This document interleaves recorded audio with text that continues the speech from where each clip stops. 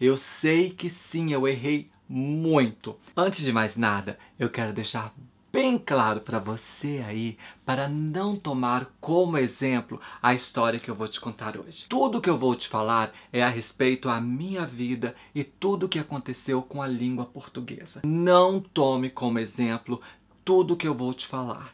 Esse exemplo que eu vou dar hoje foi um péssimo exemplo da sua Joaninha. Agora sim, bom dia, bom dia, bom dia, bom dia, sabadão. Agora são exatamente 11 horas da manhã. Estou eu aqui, olha, gravando o vídeo de hoje, porque aqui nesse canal, você já sabe, né? Faça chuva ou faça sol, nós temos vídeos sim todos os dias, feito com o maior prazer, com o maior carinho para você que me assiste. E eu já ia esquecendo, estamos na época do Natal e eu ainda não coloquei a nossa estrelinha. Deixa eu colocar a nossa estrelinha aqui. Ela apareceu aqui, isso aí, a nossa estrelinha linda. Mas hoje eu quero pedir você uma coisa que eu nunca pedi nesse canal. Não dê like logo de cara.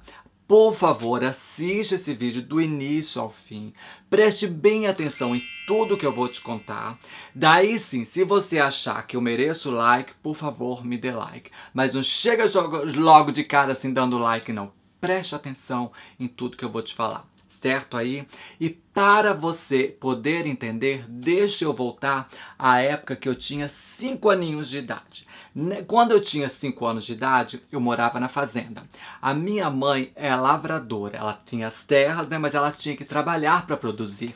Ela trabalhava com os homens, aliás, trabalhava bem melhor do que os homens. Carpindo, plantando arroz, limpando lá os cafés, colhendo café, enfim, ela trabalhava muito firme mesmo, junto com meus irmãos mais velhos. Quem tomava conta de mim era minha irmã, que é um pouquinho mais velha do que eu.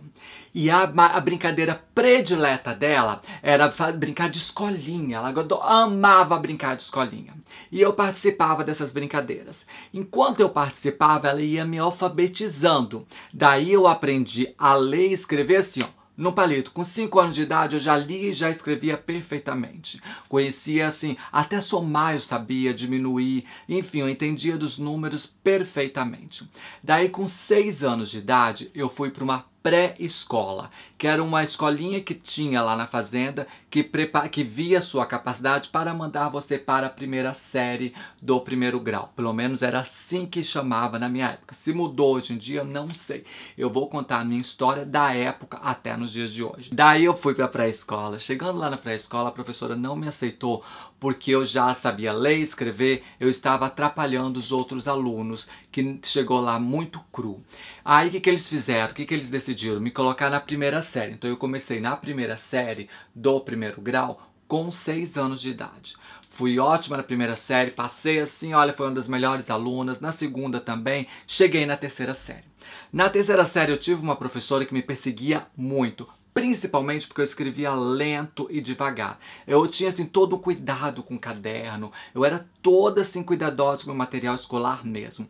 Mas essa professora berrava tanto, gritava tanto comigo para poder ser mais rápida, que eu acabei sendo rápida e até hoje eu escrevo assim que só eu consigo ler. Eu tenho um grande problema para as pessoas interpretarem aquilo que eu escrevo. Tanto quanto quando eu vou escrever para alguém, eu tento escrever devagar, assim, bem calma, para que eu tenha certeza que a pessoa vai entender aquilo que eu tô escrevendo. Graças que hoje em dia tudo vai por e-mail, a gente escreve pelo computador e já resolve assim boa parte da minha vida, não é isso? E eu não estou só julgando essa professora não, tá? Não estou mesmo. Essa professora, 5 anos atrás, ela foi até a casa da minha mãe, quando ela soube que eu estava lá visitando a minha mãe, para me pedir desculpa por essa época. Ela falou para mim, perante a minha mãe e outras pessoas que estavam lá, que ela não queria morrer com essa culpa. Ela precisava me pedir desculpa por ela ter me perseguido tanto. Ela me disse nesse dia que ela tinha uma certa antipatia por mim. Eu só fiquei quieta, porque isso me marcou realmente, e bola pra frente, né? Não tem mágoa aqui dentro não. Só estou comentando para que você possa entender. E a partir dessa terceira série, eu ficava 6 meses em Vitória, a 1 ano, depende de como estava com o clima com a minha irmã e com o meu irmão, que a gente discutia bastante. Quando eu me enfesava, vinha pra roça, depois ia pra Vitória e fui levando assim até terminar, concluir a 8ª série do primeiro grau. certo? Daí eu comecei o segundo grau em Vitória, fui estudando e logo após eu fui para São Paulo concluir meus estudos, o segundo grau direitinho, bonitinho.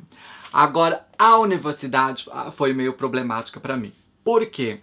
Eu tinha que pagar meu aluguel, eu já morava sozinha, eu tinha que pagar minha comida, aliás, me sustentar e pagar uma faculdade, porque na época, para eu poder estudar numa escola pública, era muito difícil, porque a escola pública eu acredito que não era para pessoas carentes, era para as pessoas que tinham situação financeira bacana, porque lá a pessoa tinha que estudar o dia todo e eu precisava de pagar, eu tinha que trabalhar, eu não podia estudar o dia todo, eu tinha que trabalhar e pagar uma faculdade. Comecei a estudar, mas logo de cara veio o Thiago na minha vida. E com uma criança nos braços, você tem que ter plano de saúde, tem que pagar a escolinha, tem que ter comida, enfim, vários problemas de acordo com a idade dele eu fui tendo, não é isso? Aí quando ele tinha acho que uns 7, 8 anos, veio o César, aí minha situação ficou mais difícil, eu não conseguiria mesmo concluir minha universidade. Então minha universidade de administração de empresa e depois eu tentei marketing, não concluí por esse motivo. Fui levando a minha vida dessa forma, até que quando eu quebrei, eu perdi o Thiago, depois o César voltou para morar com a mãe dele e vim para a Europa. Mas a minha meta era o seguinte, eu vou para a Europa, vou juntar uma grana, vou acertar a minha vida, volto para o Brasil, concluo minha universidade e aí eu vou montar um outro negócio para mim e vou acertar a minha vida. Mas o destino fez com que eu encontrasse o meu esposo e tudo mudou. E toda aquela grana que eu tinha, eu ajudei o meu esposo a construir a vida dele. Eu ajudei ele com essas 4 crianças que eu tinha acabado de ganhar de presente. 4 filhos, mesmo aqui na Islândia, que é um país assim mais flexível, é muito difícil, hein? Pagar passagem para 4 crianças para ir para o Brasil, então nós éramos 6. Era muito difícil. Toda vez que eu ia para o Brasil era muito difícil, a gente tinha que economizar. Não foi fácil, não. Foi difícil. E aí eu fui deixando mais uma vez a minha universidade para o lado. E aí eu fui deixando a minha história com a língua portuguesa mais afastada ainda.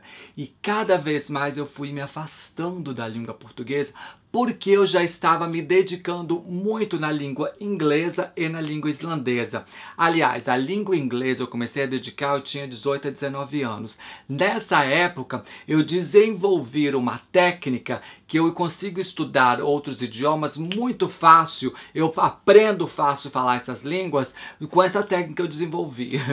Não sei se está certo ou se está errado, mas foi assim que eu aprendi outros idiomas. Pronto, até que chegou a uns 4 ou 5 anos atrás, o meu esposo começou a me pressionar, falando, não, você tem que voltar a estudar, você tem que falar pelo menos a sua língua melhor, já que sua família reclama tanto que o português está ficando muito precário, e principalmente que todos meus sobrinhos e meus irmãos têm um curso universitário, né? Falam português bem. Eu tenho irmãs que são professores, né? Tem uma irmã minha que é professora de português ainda por cima, imagina o tanto que ela me tortura. Daí eu comecei com a brincadeira no blog, né? De escrever no blog, escrever no Facebook. Daí eu vim aqui no YouTube gravar vídeos. Aí eu fui me soltando, fui me soltando. E assim que as pessoas me descobriram, começa. Nossa, que português terrível, hein? Olha como você fala errado. Nossa, o plural. Nossa, isso. O gerúndio. Isso é tanta gente que apareceu assim pra falar do meu português que eu fiquei louca. Daí o que eu fiz logo de cara? Comecei a comprar livros em português, tanto online como em papel. Comecei a estudar, comecei a fazer alguns cursos paralelo aos outros cursos que eu sempre faço.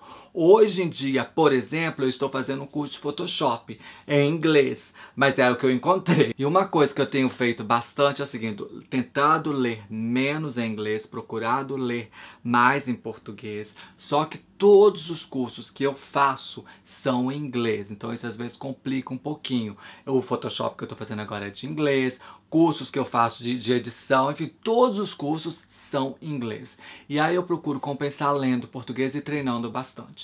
Onde você treina português? Aqui, ó, juntinho com você. É somente esse espaço aqui, que é o meu escritório, onde eu falo português todos os dias com você. A sair dessa porta aqui, eu começo a falar islandês ou inglês. É isso mesmo. O meu filho, por exemplo, ele não fala em inglês comigo. Ele fala que eu tenho que falar islandês com ele.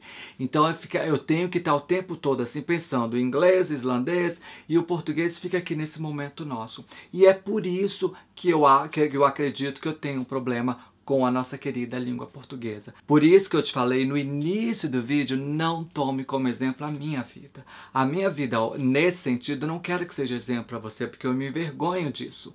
Eu me sinto que eu tinha que sim ter terminado uma universidade, eu me envergonho sim por não falar a nossa língua perfeitamente, como você aí que me escreve sempre me pede.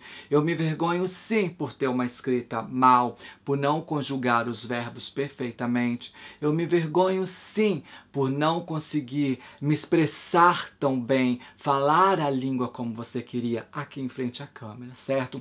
E eu sim peço desculpa a você por não concluir isso, mas eu te prometo que eu estou estudando muito, que eu estou procurando fazer o meu melhor para tentar te agradar. E eu estou sim estudando a nossa língua portuguesa, mas só queria que você me entendesse um pouquinho mais. Por isso que eu resolvi hoje contar toda a minha trajetória com a língua portuguesa, para que você pudesse entender e atacar um pouquinho menos, porque aqui dentro dói às vezes. Eu aqui na internet eu tenho um limite de exposição, e esse limite vai até certo ponto. Para eu chegar hoje e contar a minha história com a língua portuguesa, porque eu acho importante sim esse tipo de exposição, porque eu quero que você tome sim como exemplo não fazer o que eu fiz da minha vida que foi errado, certo?